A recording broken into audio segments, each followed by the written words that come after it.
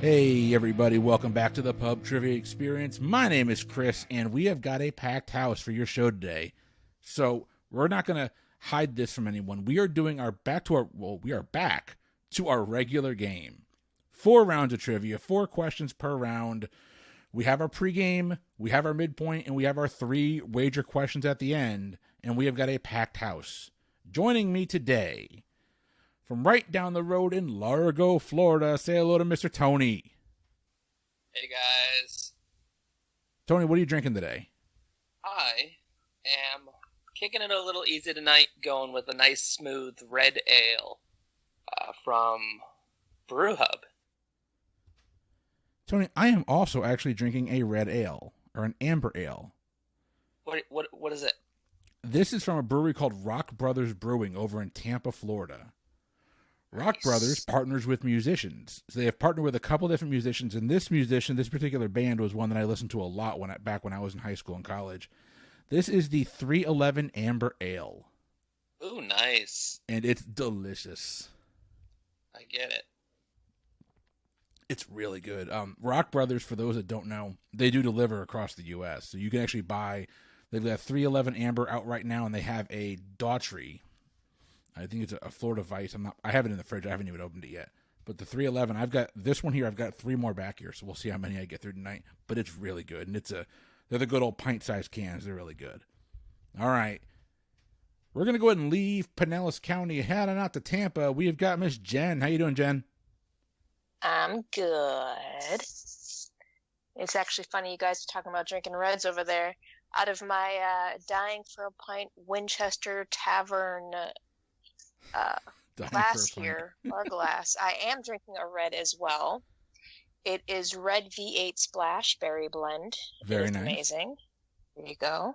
Oh, anytime we can get a Shaun of the Dead reference on this show, you know I'm going to take it. And we're going to head a little bit west-northwest, all the way up to Huntsville, Alabama. Mr. Mike Mott, how you doing, my friend? Hey, I'm doing good. I actually had one of the Rock Brothers Brewing beers. They did a beer with Hootie and the Blowfish a couple years ago. It was pretty good. That they did. I did not have it, and I think they still brew it, but when we were there, it was obviously quarantine city, so we didn't get to do anything. But today I have got a beer from the Dixie Beer Company. This is their Voodoo Queen. It's a hazy IPA. I have been on a roll with IPAs recently. This is another IPA that's just very, very good, which is perfect heading into the summer months. Sorry, Chris, I know you don't drink IPAs, but you're missing out. This is really good beer. I actually do have a Rock Brothers Pale Ale in there. It's a APA 4-pack, but just because I never had it before, I figured I'll keep a local business, keep a local brewery in business, or help to, so I bought a 4-pack of that too. And we're going to head on out, mosey on over to Dallas, Texas. Mr. Steven, how you doing? Well, after an epic 3-game sweep of the Bears, your NC Dinos sit alone at first place of the Korean League at that 12-2 overall record, spurred on, I can only assume, by my fandom. Having never actually watched a game, but occasionally checked the stand-ups, I have provided them the energy they need to play their way into first and into your hearts. They are definitely in our hearts. You haven't watched a single game, have you? I have seen a pitch or two. But, it's on at 1 goddamn a.m., so no, I'm not watching the games. I'm this close to just recording them so I can watch them. I really am. Well, we're no longer accepting bandwagon fans at this point, so you can get on the train to Busan and root for whatever the hell their team is called. If you have not seen the movie The Last Train to Busan, you need to watch that movie. That movie's phenomenal. It might be the best zombie movie. Last Train to Busan? Is it just Train to Busan? I believe it's just Train. Okay. One of the best zombie movies of the past 20 years. It's really good. Yeah, Chris was thinking of The Last Train to Clarksville, which is a very different thing. I think that Busan director might go places. Yeah, he might. Okay. So today's game is going to be Jen and Steven taking on Mike and Tony. We've got 4 of our heavy hitters here. And, of course, I will be your host. We're going to get started with our pregame. Our pregame is 10 questions worth 2 points apiece. Here is your pregame category. Are these people that are mentioned in We Didn't Start the Fire still alive? I have got 10. You need to tell me if they are alive or if they are dead. We're going to start with Jen and Steven. Pick a number 1 through 10. 5? Number 5. Jen and Steven, is Arturo Toscanini still alive? Arturo Toscanini? Yes. Can't even remember the lyric for that. I will say this, I've got extra information on here if we want to go with the extra information. It's a really real brief disclaimer about who they are. Sure, I can take extra help. Yeah, I won't mind. He was an Italian conductor. And I do not mean Like a a train conductor, conductor, or he No. led orchestras? Orchestras. Clearly, the question's confusing. You need to throw this out and give us another one. No. Answer the question. You're the only ones that can answer it. You have 1 minute. Well, I have no clue who this person is. Neither do I. I know here. I probably shouldn't give this away since it's the beginning of it, but I know they more or less the lyrics go in chronological order. So if the lyric occurs earlier in the song, there's a higher chance the person's going to be dead. I don't even remember. Yeah, but I can't remember where this one comes either. So I'm going to dead. You sure he's dead? Yeah, that name sounds like a dead mofo. Lock it in. He's done. He's dust in the wind. Arturo Toscanini is definitely dead. Nicely done. Tony, Mike, give me a number. Let's go with 3. Number 3. Tony and Mike, is Ray Cohn alive or dead? Ray Cohn. Cohn, C-O-H-N. Can we likewise get the extra information? He was a political lawyer. Yeah, I recognize the name. I'm trying to remember where he goes in the song. I don't really have a good justification, but I kind of feel like he's alive. Then let's go with it, because I recognize the name, but I could not place it. We only have a minute, not 3.5, for me to go through the entire song every time. So Yeah, let's just go with dead then. Dead. Or no, you said dead alive. or alive? You said alive, right? Yeah, let's do alive. Alive. It's like watching a good Peter Jackson movie. Dead alive, dead alive, dead alive. All right. And where do we land? Alive. Landed on alive. Ray Cohn was the personal lawyer of Joe McCarthy. He is dead. Stephen, Jennifer, give me a number. I don't remember what Tony and Mike picked. They have 3 and 5 are both gone. That's what I would have picked. I'm gonna pick 7. Number 7, Jennifer, Stephen, Queen Elizabeth II. What queen are we on right now? I'm trying to remember which Elizabeth is it? Is she the second one? I think the current queen that's 106 is Queen Elizabeth II, but I don't care at all about British royalty. So I think I did watch The Crown, but they never call her too. It'd be helpful if she was like Lucille Ostero, but let's say she's alive. okay. Well, I think that yes, live. Queen Elizabeth II is definitely alive. Tony, Mike, give me your number. Let's go with 1. Number 1, Tony and Mike. Is Johnny Ray alive or dead? So Tony, Johnny Ray, as Stephen mentioned earlier, the lyrics are more or less chronological order, and Johnny Ray is literally the 4th person mentioned, or 4th item mentioned, Okay. the 3rd person. So I'm pretty sure he's probably dead. All right, let's go with it. I like the logic. Johnny Ray is definitely dead. He was a pianist and a singer from the 1950s. Jennifer, Stephen, what number? 1. They just did number 1. Oh, well then I went 2. 2. We obviously pay attention. Jennifer and Stephen, your person is Bernard Getz. More info? He was famous for a New York City subway shooting. Yeah, I know the name. But I don't remember when that happened. Yeah, I have no clue. It was, not... It was long enough for, I guess, not... I don't know. We obviously had subways at the time, so whenever those came about, I have no idea. I'll concur. It seems like we at least had subways. Yes. So it wasn't 1700s. Mike might have an aneurysm, by the way. Good. Do it, Mike. You get 19 seconds. Flip a coin. I flipped the last coin. It's your turn. Alive. He's alive. Bernie Getz is definitely alive. He was responsible for a subway shooting of 4 men back in 1984. I was 2.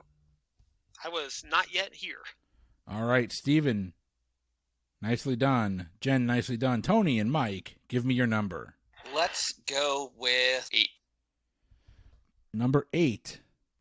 Your person is Sonny Liston. This is different than a lot of the other ones who I know exactly who Sonny Liston is, and I have no clue whether he's alive or dead. What is he known for? He's a boxer. Okay, that's why I know the name. Yeah, but I genuinely don't know whether he's alive or dead. I want to say he's dead That's because I remember his name coming up a lot with Foreman. yeah. I was right around the same time. So. Yeah, and Foreman is not alive. His grandson is, but he is not. Foreman died, and I missed that. The first? 10 seconds. All right, we can go. We can go with dead. Yeah, That's fine. let's go dead. Sonny Liston is dead. Nicely done. George Foreman, I'm pretty sure, is still alive, by the way. He's still knocking out the fat. Steven and Jennifer, you're up. What number did they pick? They had just picked number 8. So 4. Has 4 been taken? 4 has not been taken. Steven and Jennifer, is Bridget Bardot alive or dead? Yeah.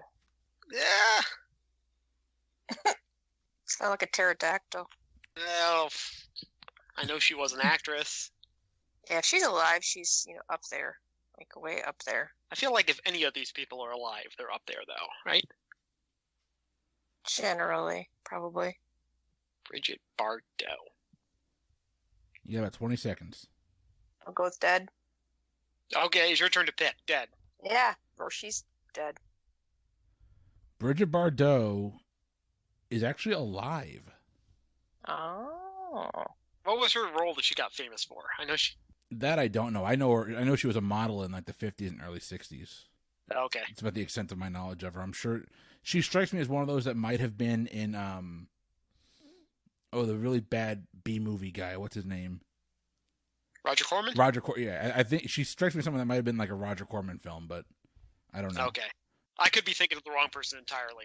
The name is vaguely familiar at best. 6, 8, 9, and 10 are left. Mike and Tony, take your pick. Let's do 10. Number 10, Mike and Tony, is Bob Dylan alive or dead? Bob Dylan is definitely alive. I would hope so. I really hope I would have heard about that one. Yeah, exactly. I believe there are 2 gimmies in this entire game, and luckily one went to each team. Bob Dylan is definitely alive. Yep. Jennifer and Steven, give me your number. 9. 9. Whoa. Simpatico!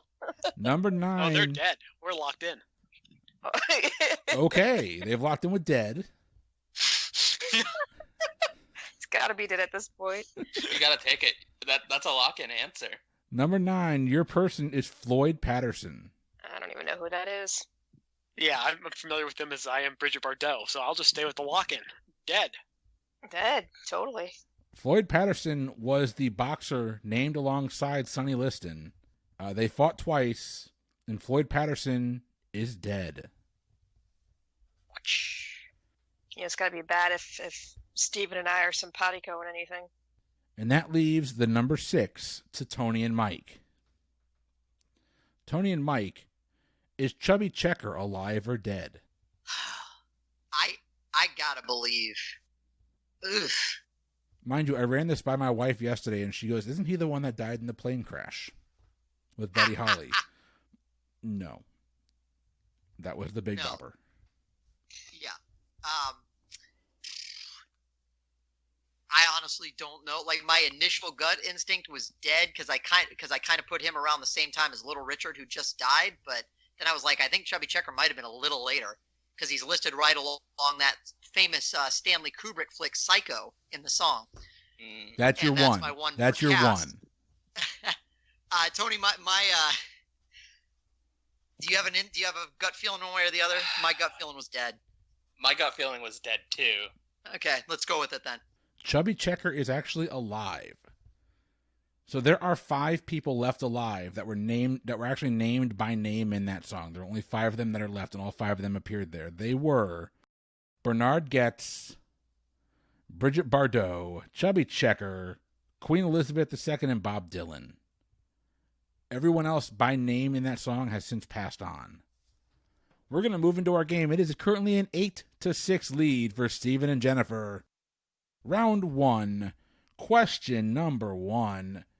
Your category is in really damn fast food. In the 80s and 90s, what pizza company's delivery drivers were so pressured by the company's 30 minutes or it's free campaign that their mortality rates were on par with construction workers and miners? In 1988 alone, their drivers were involved in 20 fatalities. I think we can lock it in. All right. Mike and Tony are locked in. Steven and Jennifer, talk it out. I don't know. What were the big pizza companies back then? I mean, it was... The one that I associate in my head for some reason with the 30 minutes or less is Domino's.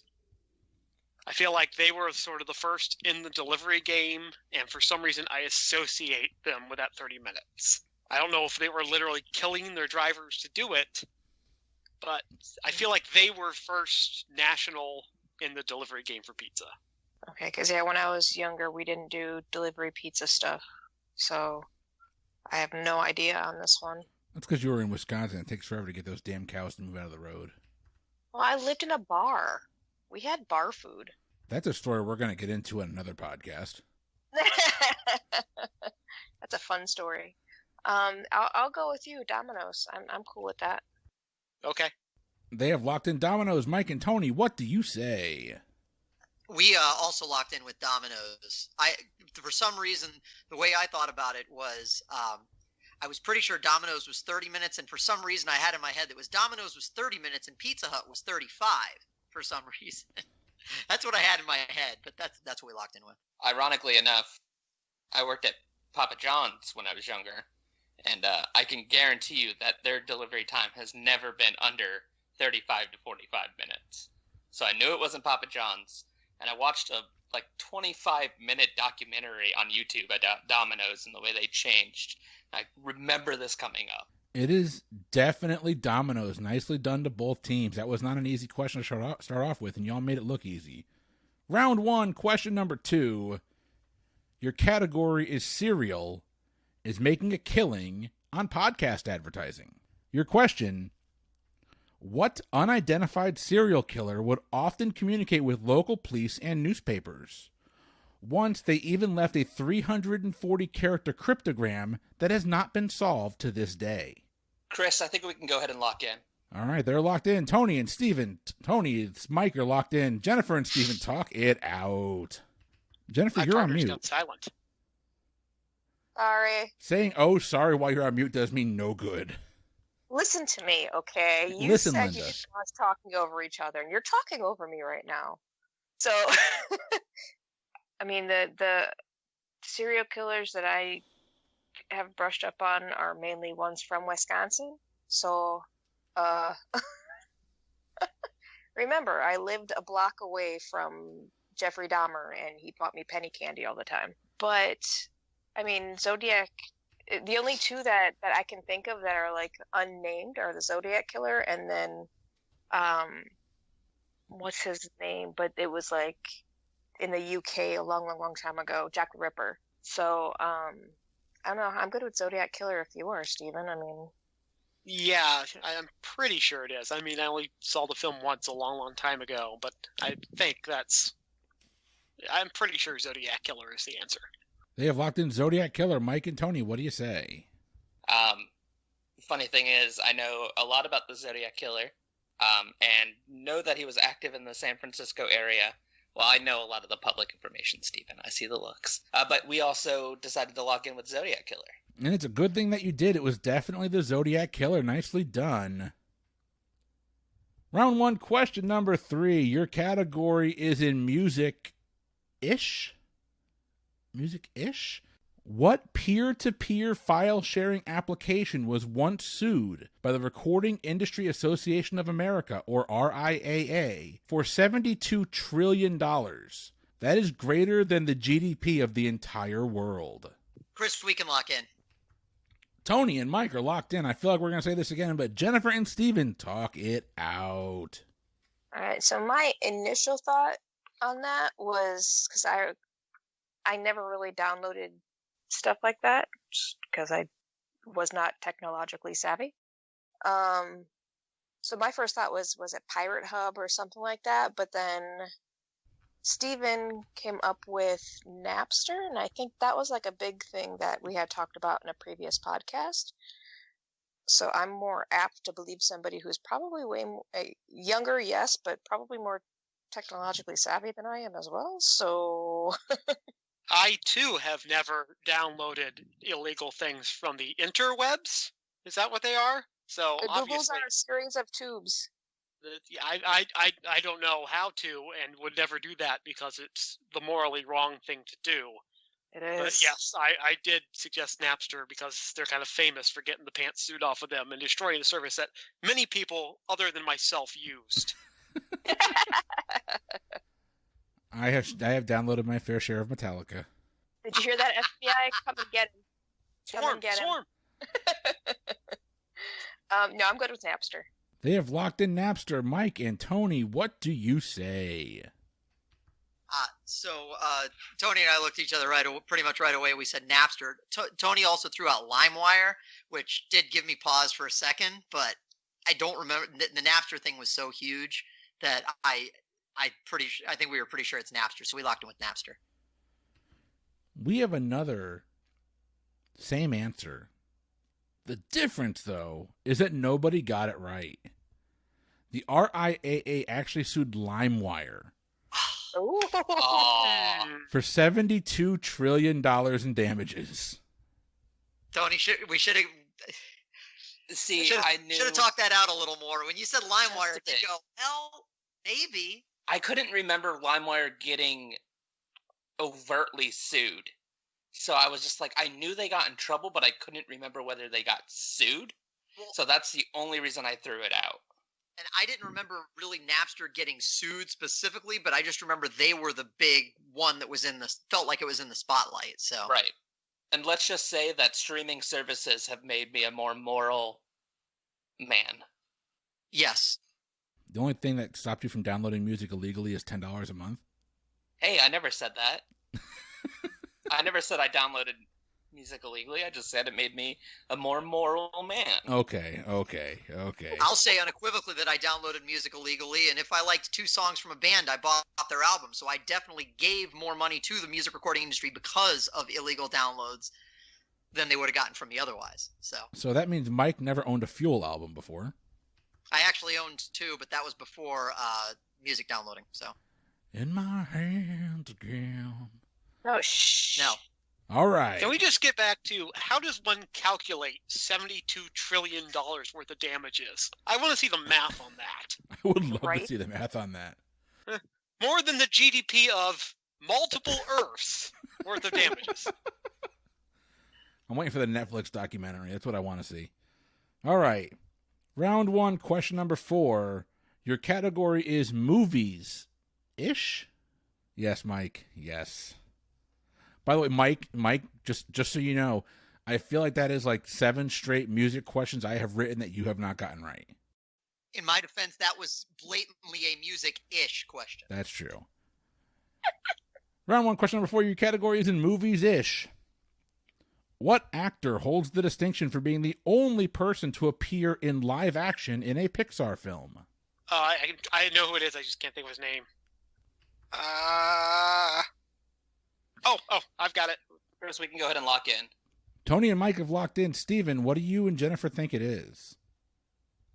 So it's definitely from WALL-E because the president of By and Large, when they go into space, is a regular human, and then over time the humans become the fleshy people. I'm pretty sure it's Fred Willard that plays that role. I do not know who Fred Willard is, so I am... He's the president of By and Large, I'm pretty sure. Yeah, that... You're such a shit. And yet we keep Well, bringing him you're- back. I know. You're pairing him up with me now. What's up with that? You complained about you losing last time. I wanted to make sure you had a chance to win. Plus, the sexual chemistry is just too strong to deny. Tell you for a good time, call 867-5309. Oh my lord! I got it. What's your answer? I'll go with his answer. I don't know enough about it to know. Fred Willard. They have locked in Fred Willard. Mike and Tony, what do you think? An RIP to Fred, but definitely by and large his president himself, Fred Willard. And he just recently passed away, like within the last week. It is the always hilarious Mr. Fred Willard. Rest in peace, sir. Your work is phenomenal, and you will be missed. Hey, how much can you bench, Chris?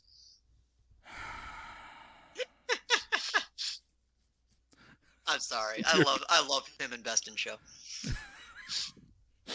Yeah. Okay. We are moving on to round 2 and a score update. It is a close game. It is 38-36. A 2-point lead for Jen and Steven. And speaking of moving on, I'm popping open a new beer. This is another one from the Dixie Beer Company. It is the Raspberry White Ale, and it's called Crimson Voodoo. They have a voodoo theme going on with their beers. Very good. And there's a crimson theme going on in Alabama. Touche. This is actually a Louisiana brewery, but still. Oh, I can't believe they'd get away with that in Louisiana, but... Round 2, question number 1. Your category is in funny phobias. Iabophobia is ironically a fear of what? And I will spell that for you. AIBOHPHOBIA.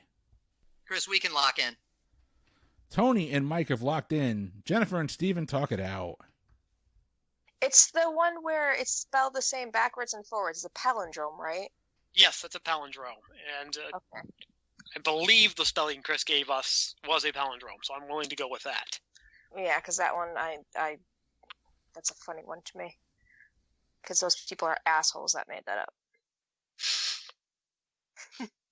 That one and the fear of really long words. Supercalifragilisticexpialidocious? So you're saying it's a fear of palindromes? Yes. Yes. All right, Mike and Tony, what do you think? So this almost feels unfair because Chris and I have a mutual friend on Facebook that posted this like literally 2 days ago, but it is definitely a fear of palindromes. Is that where I got that from? Yeah, Nick posted it a couple days ago. Oh, I okay. actually commented that was my new favorite fun fact. Okay. Sorry. In case you're curious, my old favorite fun fact was that the song American Pie was originally played on March 14th, a.k.a. Pie Day. Ooh. That might come up later on an episode Mike Ma is not on. It is definitely a fear of palindromes, and I thought that was so funny I wrote a question about it and then did not realize who even posted it. It is funny, though. Round 2, question number 2. Your category is in Halloween. The term jack-o'-lantern is tied to the Irish legend of Stingy Jack. In the legend, the drunkard Jack is rejected from heaven and cannot gain access to hell. He is doomed to walk the earth with only a hollowed-out vegetable to light his path. But it's not a pumpkin. It's actually what taproot vegetable? I'm pretty sure I can lock in on this. Okay, yep. Jen and Steven are locked in. Mike and Tony, talk it out. So, Tony, the first thing, for some reason, the first thing that popped in my head was a squash. Which makes sense. Because pumpkins are squash, and the pumpkins we use are not actually pumpkins.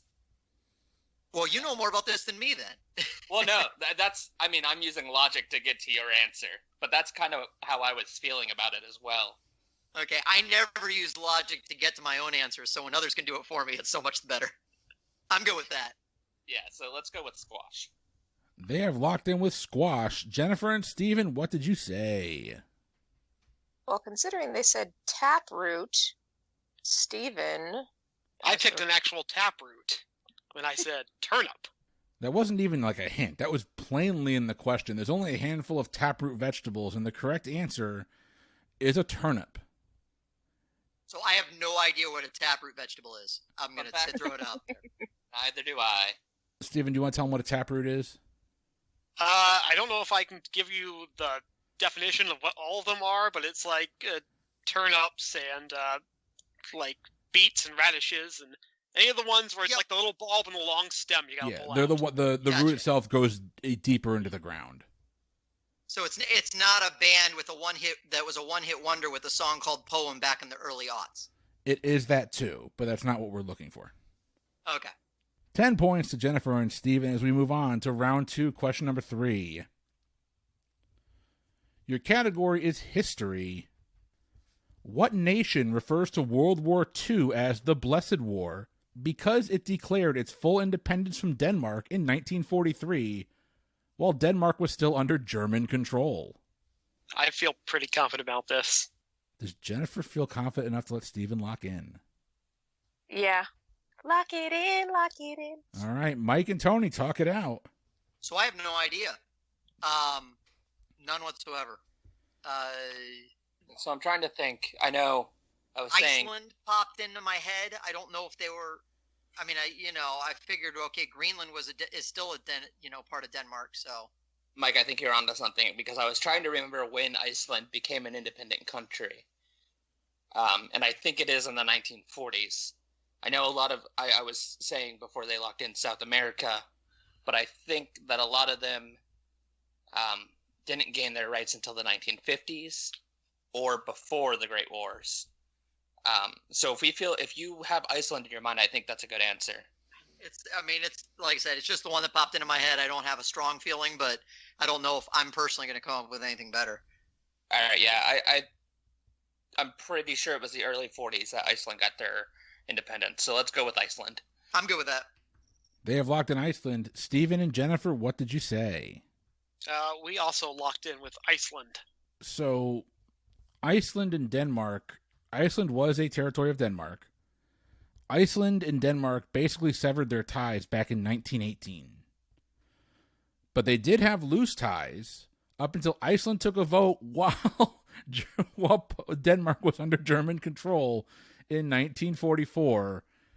And then after the war, the King of Denmark released a statement basically wishing them well. It is Iceland. Nicely done. And that was not an easy question. So the fact that both of you locked in so quickly is awesome. It's a testament to the quality of players we have playing tonight. Even if we don't know what a taproot is. Everyone has their... I don't know who directed Psycho. Calm down. Round 2, question number 4. Your category is higher education. What Ivy League school is the only one that identifies as a college, not a university? I just hear rusty gears trying to turn. Yeah, you might want to see someone about that. I got some oil in the shed. Shed? You living in Haddonfield? My God. I think we can lock it in.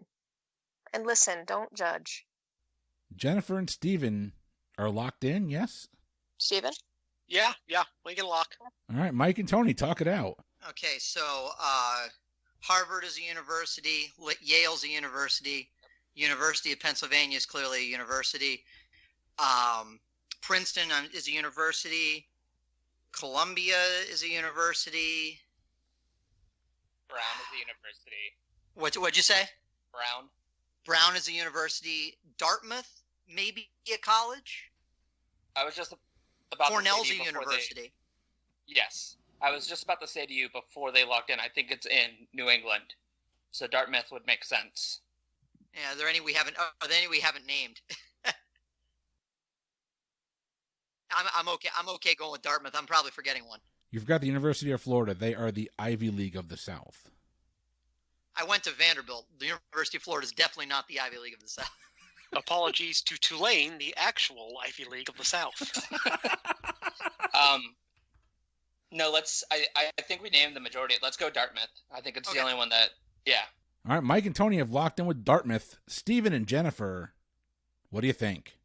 Yeah, we went with Dartmouth as well. So, yay! I love how I was not super confident in that, honestly. Well, I just think it's hilarious that when I say an answer, it takes a long time for me to get there, and you're like, Dartmouth. Dartmouth. Well, you go down, you know, Harvard University, Yale University, Dartmouth. That doesn't sound right. Now let's start with college. That was the only thing I had in my head. So Yeah. Your correct answer is, in fact, Dartmouth College. Nicely done. There's actually, if you get a minute, go look at that online. There's an entire couple of articles written around how they tried to get it to be a university, and the college just flat out didn't want it. It's really interesting how that all shook out. But we're heading into halftime. Your scores: Jennifer and Steven have opened up a 12-point lead. It is 66-78. And your halftime category is sports. Sports ball. It has been a light sports game, and we are going into heavy sports now. I want you to name for me the 5 starters from the 1992 Dream Team in the gold medal game. Name the 5 starters from the 92 Dream Team, obviously basketball, for their gold medal game. And these are worth 4 points apiece. I don't know the sports, so. Yeah, Steven, I think you're flying solo on this one. Oh, okay. But I believe in you. I feel like they rotated the starting 5 a lot. That's why I'm kind of hesitant here. And I wasn't super into sports back then. Chris, we can go ahead and lock in. All right, Tony and Mike are locked in. Steven, talk it out. By yourself. Jordan and Pippen, obviously. And I know Dennis Rodman, and I know the Bird guy. Yeah, okay. Jordan, Pippen, and Larry Bird. I don't know what. What year was this was again? it Magic? It's 92. 92. Who was the one that came out with AIDS? Was he big then? Which one was he? Good Lord, no. I had it and I lost it. He's one of the names I've been cycling through here. It's Magic Johnson. Magic Johnson is the one. Johnson. Because he was pretty big back then, wasn't he? Yeah. Was Shaq big He back was then? on that team. No, Shaq wasn't on that team. Okay. Was And you Ewan can't- starting that day? Okay, I'm going to go Larry Bird, Scottie Pippen, Michael Jordan. Who are the other 2? Let's go with Karl Malone? No? What? Was it Barkley? It was probably Barkley, right? I don't see the problem Probably is would make sense. I can name about like 10 people that were on the team, but I don't know who the starting 5 were that day. I'm saying it makes sense because I actually know the name of that person. So Okay. Yeah. it makes sense. So we want to go with Michael Jordan, Scottie Pippen, Larry Bird, Mm-hmm. Magic Johnson. Because, I mean, I know Rodman and I know Ewing too. Who are So we missing here? Are we missing a center? Let's see, we got 2 guards. you're asking too much of me. I'm asking too much of you. Okay.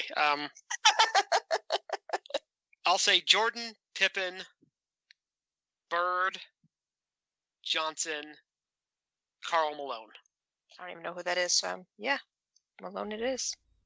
They have locked in Jordan, Pippen, Bird, Johnson, and Malone. Mike and Tony, what do you think? So we were very similar. The initial starting 5 that we had, I think I thought about Scottie Pippen. I didn't mention him. I don't know if Tony thought about him, but he didn't mention him either. I didn't think he would be starting 5.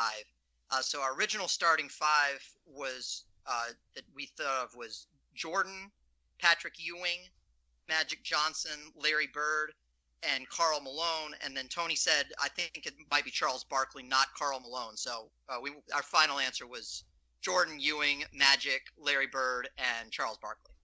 So, Steven, you're talking it out there, and you had the right idea. The entire starting 5 shuffled every game. They're all really big egos, right? Yeah. So the only player that started every game was Jordan, because Sure. who's got a bigger ego than Michael Jordan? Also, the best player that ever played. Sorry, LeBron. Sorry, Kobe. Johnson's ego was pretty close back then. So was Larry Bird's. They all had huge egos. Yeah.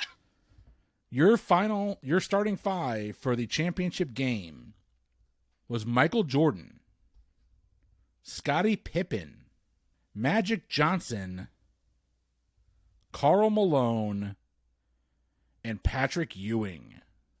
Oh, we were. Oh. So close, and I was mentioning Ewing too. So by my calculations, we each got 3 correct. I think they got 4.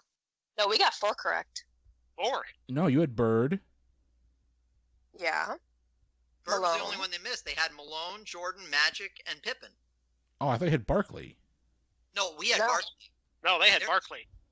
Their 5th was Larry Bird. That was the only one they missed. All right, so it is 94-78 as we head into the second half of our game. Damn my honesty. Steven would have called it out. I know. I'd have made you play it back. All right. Round 3, question number 1. Your category is in business. Name the American conglomerate that owns all of the following companies: Geico, Duracell, Dairy Queen, Fruit of the Loom, and Hellsberg Diamonds. The conglomerate? Correct. Can you name those again? So it is the American company that owns all of the following companies: Geico, Duracell, Dairy Queen, Fruit of the Loom, and Hellsberg Diamonds. So I think I have a clue that leads me to it. I'm conferring with my partner here. I think Mike and I can lock in. Oh, you sons of bitches. All right, Tony and Michael have locked in. Steven and Jennifer, talk it out. So here's the Okay. thing. I know that Warren Buffett is at least a partial owner of Dairy Queen. And I know this because I like listening to crazy conspiracy theories on the internet. And there's a whole thing about how he owns a pedophile ring because there's so many pictures of him on the internet where he's holding ice cream to entice children. And he's holding fucking dilly bars in all the pictures because he's selling Dairy Queen. And these people are just too stupid to figure that out. So I know that much. So I think the problem is they're asking for the conglomerate. I'm pretty sure his conglomerate is Berkshire Hathaway. I think that's what it's called.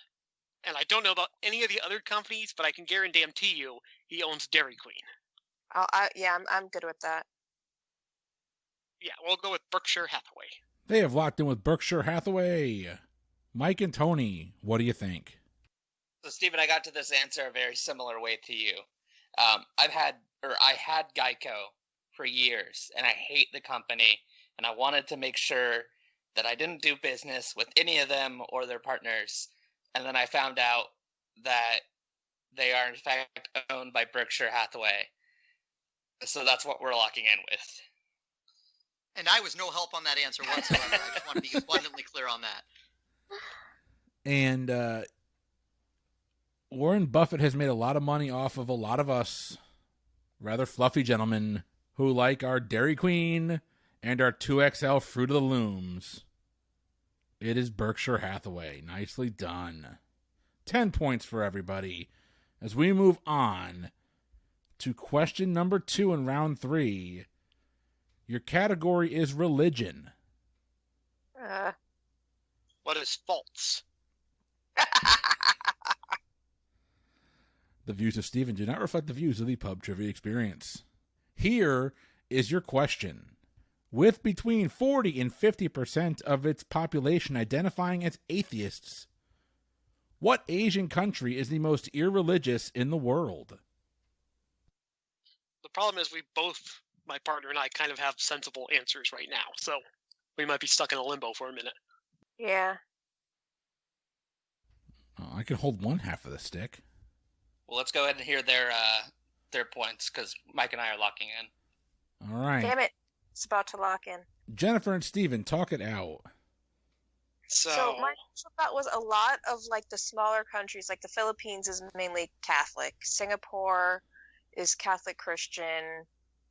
Japan has a couple things going on. Taiwan, I don't know that I've heard that they are predominantly anything, but Stephen made a good point as well, because China, the people that I know from China are either Christian or they're Buddhist. So, but again, China is a giant freaking country. And so Stephen was saying, Stephen, take it over. Well, officially, the Chinese government is atheist, and so to get anywhere in the government or politics there, you have to be an atheist, because, no freedom of religion.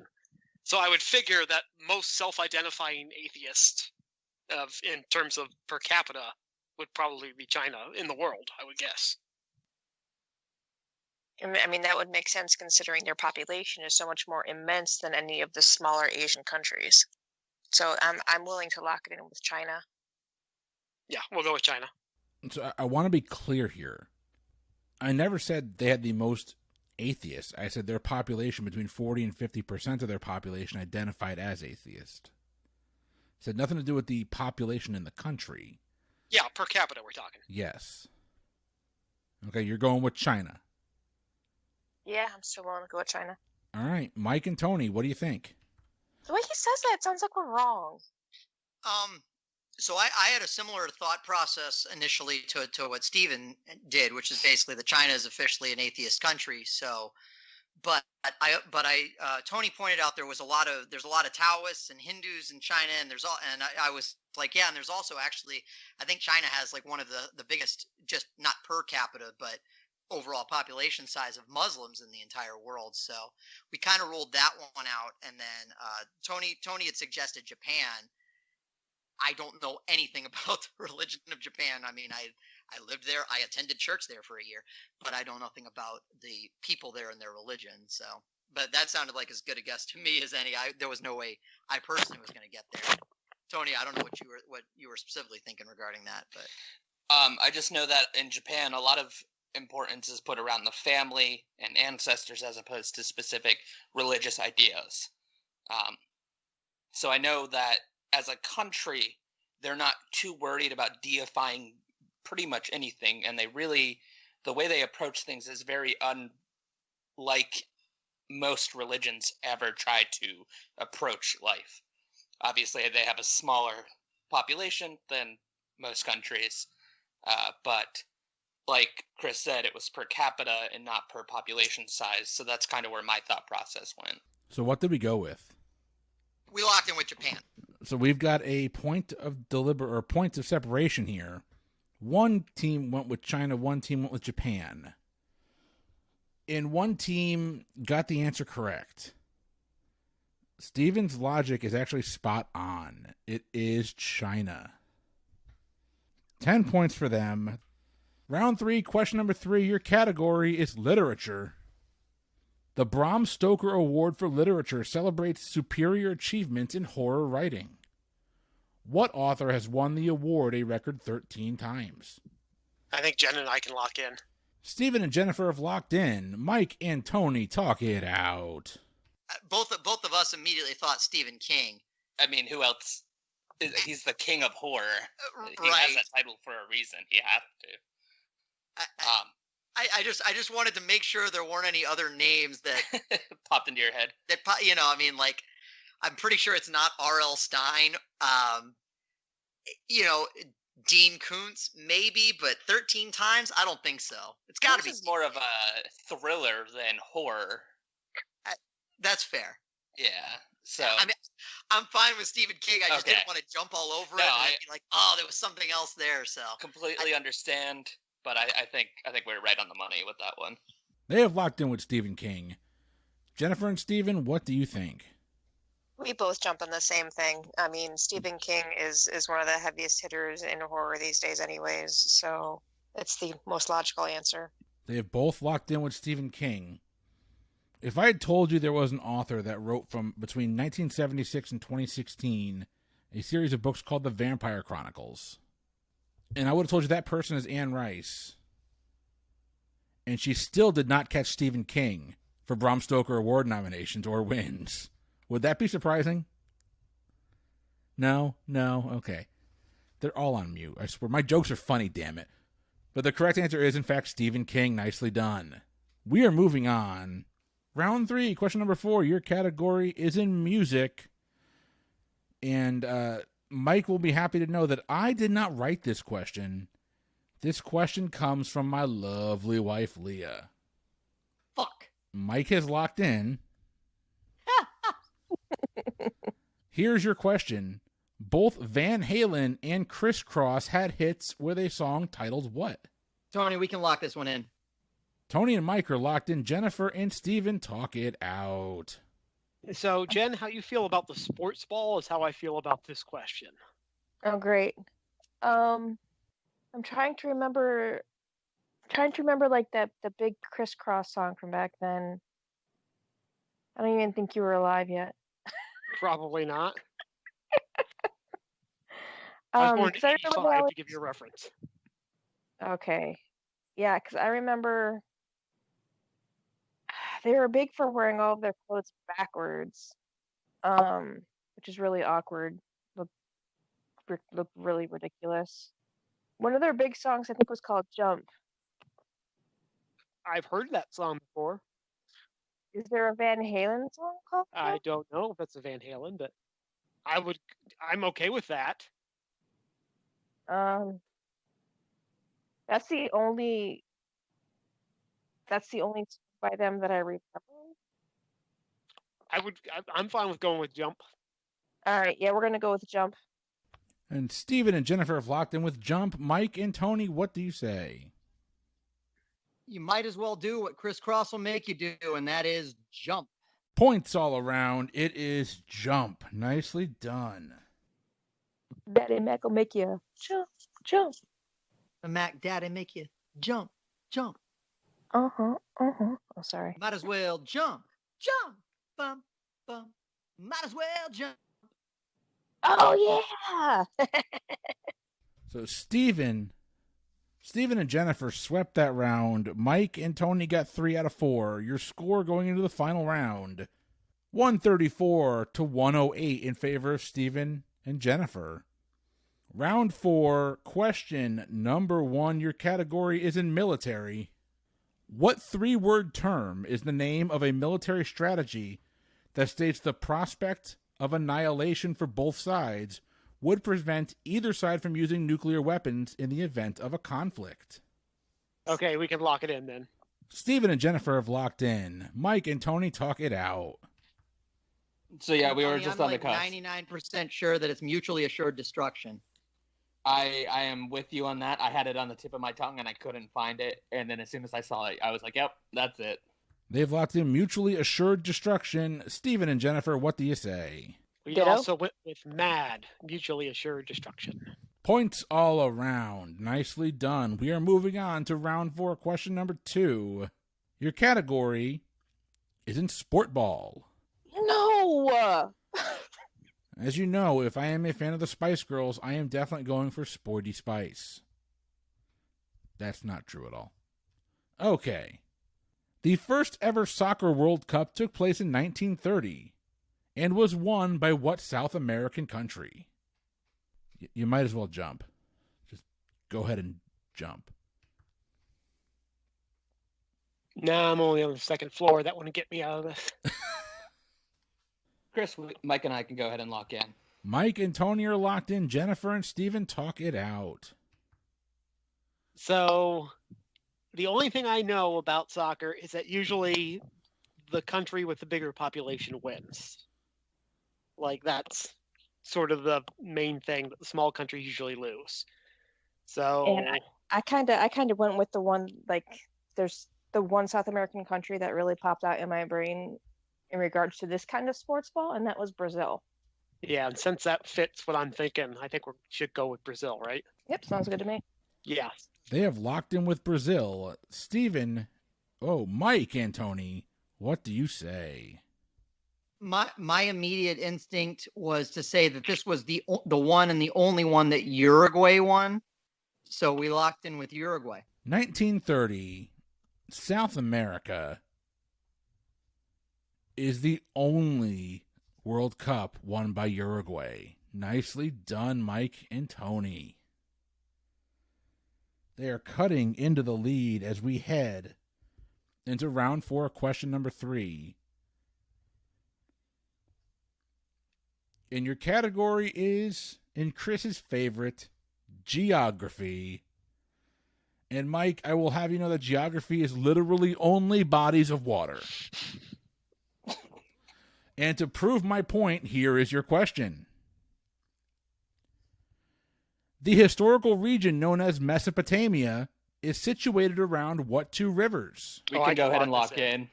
Yeah, we can lock this one in, motherfucker. Okay, Mike and Tony have locked in. Steven and Jennifer, talk it out. It's the Tigris and the Euphrates. And Tony and Mike. Yeah, no discussion needed.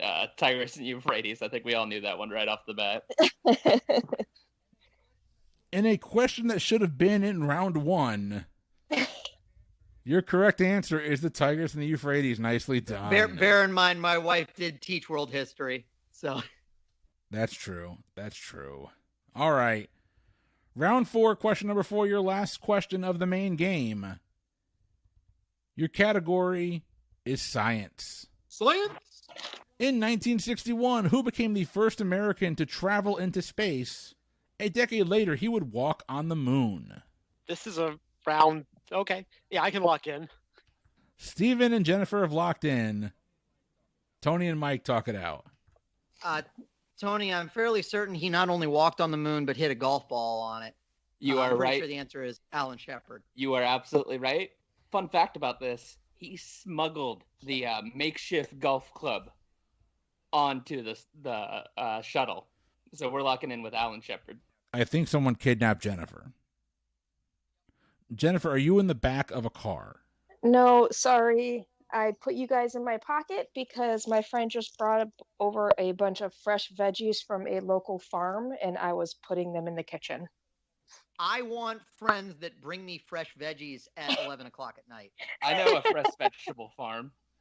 It's on our other faithful Potter's house. Yeah, they have chickens now. Oh, I too. know. I've seen them. Your correct answer. Are we allowed to give our answer too, or? Apparently not. I know what your answer is, but go ahead. Give me your answer. Yeah, it's Alan Shepard. If you had asked me who hit No the golf shit. ball, I probably wouldn't have gotten it. But yeah, the first American in space is Alan Shepard. And that is Although like I one should of- qualify, the first American human in outer space was Alan Shepard. Yes, It's fair. we did send a Okay. chimpanzee and a dog. I think Yeah. so. Your correct answer is Alan Shepard. And maybe those two questions belonged in round 1. I live in Rocket City, USA. I don't get to continue being employed if I don't get that one correct. That's a value-added point. Your scores going into the wager rounds. Mike and Tony have 148 points after sweeping round 4. Jennifer and Steven have 164. Here's what happens now. You will each send me your wagers based on the following 3 questions. You can wager up to the amount of points you have in your bucket, and you can split it up between these 3 categories. Your final questions, category 1 is in Shakespeare. Category 2 is in U.S. history. Category 3 is in science. You can wager a combined amount of points up to what you currently have. You each have my cell phone numbers. Text those over to me, and we will get going. All right, our wagers are locked in. You have 3 final questions, and you have locked in a wager on each based on the category alone. Question number 1. Your category is in Shakespeare. Played by Michelle Pfeiffer in the film, what is the name of the Queen of the Fairies in A Midsummer Night's Dream? We can lock that one in. I agree. Yeah. I was in the play, so. Oh, well, Mike and Tony, talk it out. I was sitting here like it's Oberon and then Tony wrote down Titania. I think that sounds right. You don't want to know why I know this? I do absolutely want to know why you know this. I mean, So- I was in this play. My sister was in this play, and I still couldn't pull it up. So I could not remember it from Shakespeare itself. And this is funny because I did stage work and stage direction for this play at my high school. But for some reason, it just completely fell directly out of my mind after senior year. However, there is an anime I have watched called Sword Art Online. And if you know anything about anime, you know that there is a lot of hate and contention around this anime. And there is an arc in it in which they are stuck in a world of fairies, and the queen's name is Titania, and her king's name is Oberon. So for some reason, it is stuck in my mind because of that damn anime. I know nothing about anime, but there's no controversy as far as I'm concerned. Good pull. we're going to move on to question number 2. Your category is in U.S. history. After the attack at Pearl Harbor, the U.S. government had the Constitution and the Declaration of Independence moved to what military location? Okay, I'll send it into Chris for a lock-in. Tony and Mike, talk it out. So I've never heard this. I didn't know this was a thing. The first thing that popped into my head, and I thought like, okay, well, the Pentagon's just up the road, but I'm not even sure the Pentagon existed back then. And then I thought of Fort Knox because it's known for being secure. I genuinely don't have anything else though. I mean, West Point, like I don't know. So the only place that really does make sense is Fort Knox. I'm fine with that. Most of our bases are either too new or decommissioned after. We don't use a lot of the same bases. Fort Knox is technically still not even officially an in-commission base at the moment, but that's a point of contention amongst our CIA, so we'll leave that there. But I feel confident with Fort Knox. They have locked in with Fort Knox. Stephen and Jennifer, what did you say? Yeah, we also went with Fort Knox for pretty much the same reasoning. It's just the only place we can think of that seems secure. I've seen the inside of Fort Knox in the third act of Goldfinger. I'm pretty sure that's an accurate representation, and that looks like a good place 100%. To hide it. Yeah, it looks like a good place to hide it. No, Mr. Ford, I expect you to die. That movie is a really good Bond. Unfortunately, it does not star the best Bond, Timothy Dalton, official position of the Pub Trivia Experience. I wanted to point out that I tried to get Stephen Ford onto one of our other podcasts, recast that, and he insisted on casting Adam West in everything. So I'm wondering what would have happened if Adam West had played Bond, if he would still hold this Adam Timothy West Dalton. Actually was up for Bond. I've heard that. When Roger Moore was starting to get old, he actually got screen tests and everything. He was very close. Before he became Batman, he was almost James Bond. And he would have been the best Bond. But unfortunately, it is now, as the official Pod Trivia Experience belief, Timothy Dalton, best Bond. At the end of this, we're going to give you all of our contact information. So please feel free to write us about it with your, what I can only assume, overwhelming agreement to that statement. T. Dalton, Timmy, your man, the one and only James Bond. Okay. Moving on. Your final question in your wager round is in science. Of the 8 planets in our solar system, how many of them have at least one moon? We can lock in. Tony and Mike have locked in. Stephen and Jennifer, talk it out. All right. I'm pretty sure it's 6 of 8 have moons. That is what I attempted to send to you for the verification for this round before All I right. could cite that info. Yeah, I'm pretty sure. What is it? It's like Mercury and Venus don't, and the rest do. I would say. Yeah. Yeah, I think Yeah, that's what it is. yeah, It's that been a sounds long right, time yeah. since I had to make that diorama in elementary school. But I'm pretty sure that of the 8 actual planets, it's 6 of them that have moons. I want to know what elementary school made you do a diorama including all the moons of the other planets. That's a lot of moons. I don't know if I actually made, I'll be honest, I might have just done the planets and put the moon around the Earth. I might have been. But I'm sure somewhere in the book I cribbed my picture out of. There was mention of the moons.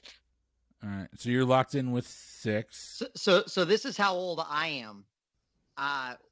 When I was a lad, Jupiter had 17 moons and Saturn had 22. I'm pretty sure both of those numbers have gotten substantially larger. But Substantially higher. I said to Tony almost the exact same thing that Stephen said, and I said, I'm pretty sure Mercury and Venus don't, but the rest do. And he said, I was thinking 6. And I was like, yes, so we went with 6.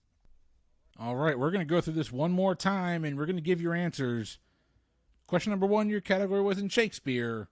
Played by Michelle Pfeiffer, what is the name of the Queen of the Fairies in A Midsummer Night's Dream? Stephen, what did you say? Titania? Titania. Titania, however you pronounce it.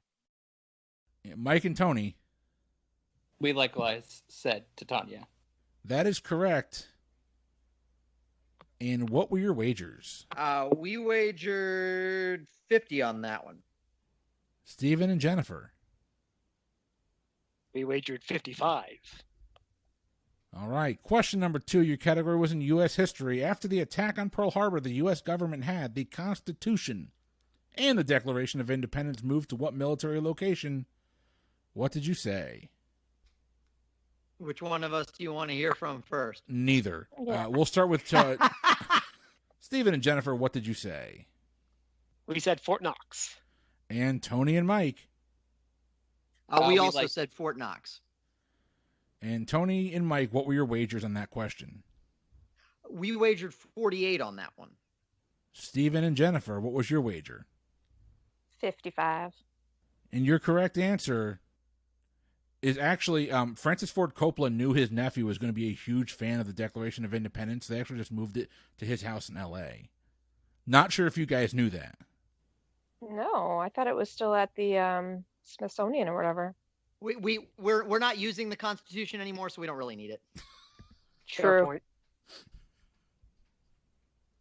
And I thought my Francis Ford Coppola joke was good, and then Mike tops me. I'm You sorry. bastard. I dug it, Chris. That was a good Nick Cage reference. I liked it. Ugh. More of a treasure protector. Treasure protector. They did move the Declaration of Independence along with the Constitution to Fort Knox. And Tony, you're right. It is not. It doesn't actually. I was looking. It doesn't actually have a name other than it being an official Army post. Yeah, it's not a commission base anymore. It's not, which is weird. Yep. All right. Question number 3. Your category was in science. Of the 8 planets in our solar system, how many have at least one moon? Tony and Mike, what did you say? We said 6. And what was your wager? Mike, you want to speak on that? We wagered 50 on that one as well. Steven and Jennifer. We went with 6 as well, and we went with 54 points. So those of you that are saved by the Bell fan, you'll remember Mavinchnup. Mercury, Which is now Venus. obsolete. Yes, Mavinchn. Mercury, Venus, Earth, Mars.